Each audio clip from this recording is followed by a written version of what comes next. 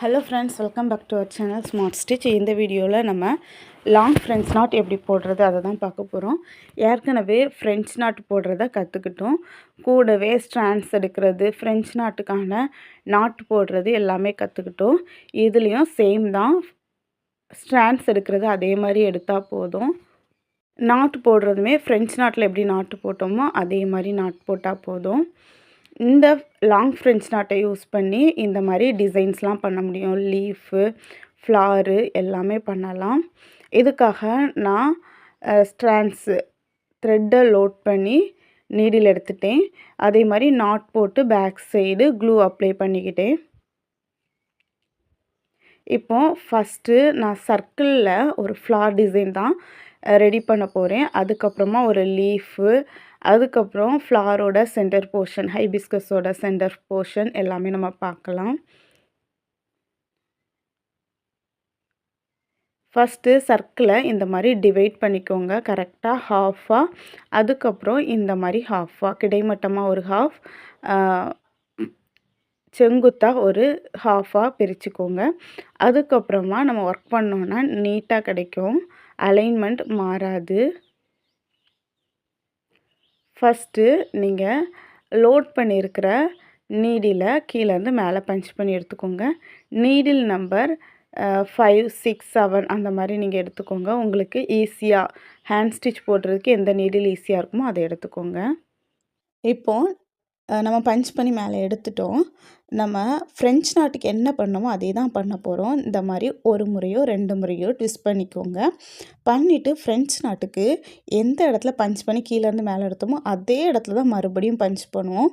ஆனால் long French நாட்டுக்கு அப்படி இல்லை, கொஞ்சம் டிஸ்டன்ஸ் விட்டு நம்ம பஞ்ச் பண்ண போகிறோம். அந்த லைன் எவ்வளோ தூரம் இருக்கோ அந்த அளவுக்கு நம்ம டிஸ்டன்ஸ் விட்டுட்டு பஞ்ச் பண்ணுறோம்.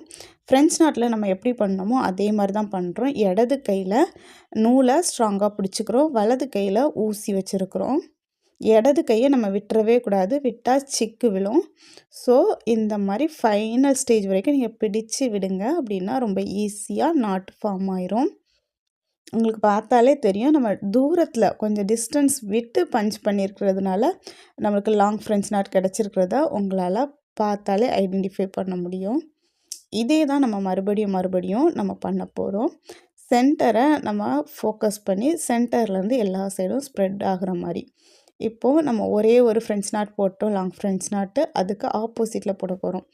சென்டரில் பஞ்ச் பண்ணி மேலே எடுத்துட்டோம். இப்போ ஃப்ரெஞ்ச் நாட்டுக்கு நம்ம சுற்றுற மாதிரியே தான் சுற்ற போகிறோம். நீடில் கீழே வச்சுட்டு ஒரே ஒரு சுற்று நான் கொடுக்குறேன். நீங்கள் 1க்கு மேலே கூட கொடுக்கலாம், 1 2 கொடுத்துக்கோங்க. அப்படியே அந்த சர்க்கிளோட அவுட்லைனில் பஞ்ச் பண்ணி எடுக்கிறோம்.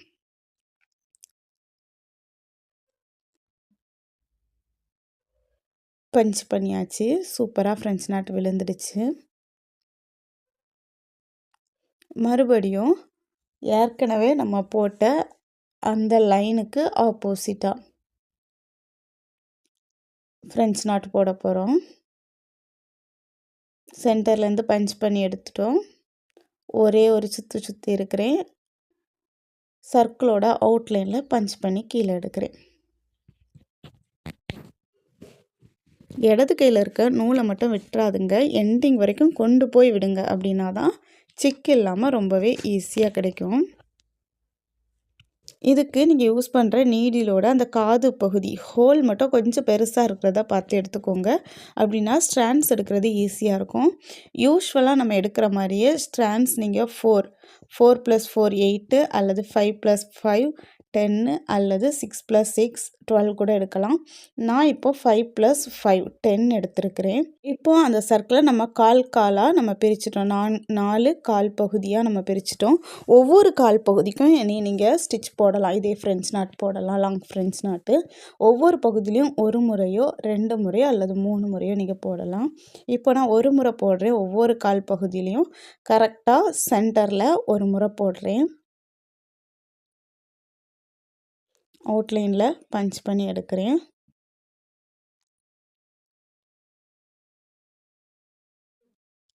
இந்த மாதிரி இந்த ஃப்ளாரை சுற்றி இருக்கிற இன்னும் 3 கால் பகுதியிலையும் போட்டு அப்படியே கூட நீங்கள் ஃபினிஷ் பண்ணலாம். அல்லது திரும்பவும் இடையில கேப் இருக்கும். அந்த கேப்பில் நீங்கள் இன்னும் நெருக்கமாக வேணும் அப்படின்னு விரும்புனீங்கன்னா இடையில இருக்க கேப்பில் மறுபடியும் பண்ணிக்கலாம். ரொம்ப ஈஸி தான். நீங்கள் ஃபஸ்ட்டே ஒரு ஃப்ளாரில் ட்ரை பண்ணாம, சும்மா ஒரு லைனில் ட்ரை பண்ணி பாருங்க. நல்லா உங்களுக்கு ப்ராக்டிஸ் பண்ணதுக்கப்புறம் இந்த மாதிரி ஃப்ளாரில், லீஃப்லலாம் ட்ரை பண்ணி பார்க்கலாம். இது ரொம்பவே சிம்பிளான ஸ்டிச் தான். ஆனால் ஸ்டார்ட்டிங்கில் கொஞ்சம் கஷ்டமாக இருந்த மாதிரி தோணும். நீங்கள் ஒரு 10 அல்லது 15 முறை போட்டு பழகிட்டிங்கன்னா ரொம்ப ஈஸியாக இருக்கும். இப்போ நான் எல்லா கால் பகுதியிலையும் சென்டரில் ஒரு முறை இந்த மாதிரி ஃப்ரெஞ்ச் நாட் போட்டு எடுத்துட்டு, இன்னும் உங்களுக்கு தேவைப்பட்டுச்சு, கேப் இருக்குது, இன்னும் நெருக்கமாக வேணும் அப்படின்னா இந்த மாதிரி கூட நீங்கள் ஃப்ரெஞ்ச் நாட் போட்டுக்கலாம். ஒவ்வொரு கேப்லேயும் ஒவ்வொரு முறை லாங் ஃப்ரெஞ்ச் நாட் போட்டு எடுத்துக்கலாம். இப்போ ஃபைனலாக நான் முடிச்சுட்டு சென்டரில் ஏதாவது பீடு அல்லது ஏதாவது ஸ்டோன்ஸை நீங்கள் ஃபிக்ஸ் பண்ணிக்கலாம். இப்போது லீஃப் ஷேப்பில் நான் ட்ரை பண்ணுறேன். லீஃப் ஷேப்லேயும் அதே தான். ஏற்கனவே நம்ம ஃப்ளை ஸ்டிச் நம்ம படிச்சிருக்கிறோம். அதே ஃப்ளை ஸ்டிச் தான் இதுலேயும் அப்ளை பண்ணுறேன். ஆனால் ஒவ்வொரு சம்கி வச்சு லாங் ஃப்ரெஞ்ச் நாட் போடுறேன்.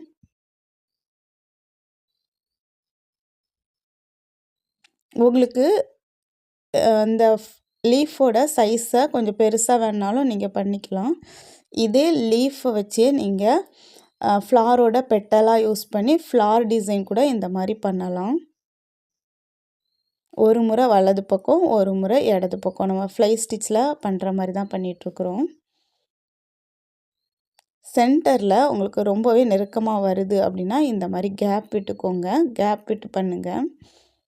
ஏன்னா நம்ம சைடில் சீக்வன்ஸ் வைக்கிறதுனால சைடில் எல்லாமே கேப் இல்லாமல் வரும். சென்டரில் கேப் வரும். அந்த கேப்பை நம்ம ஃபைனலாக ஸ்டிச் போட்டு ஃபில் பண்ணிக்கலாம். ஸோ கேப் வருது அப்படின்ட்டு ஃபீல் பண்ண வேண்டாம்.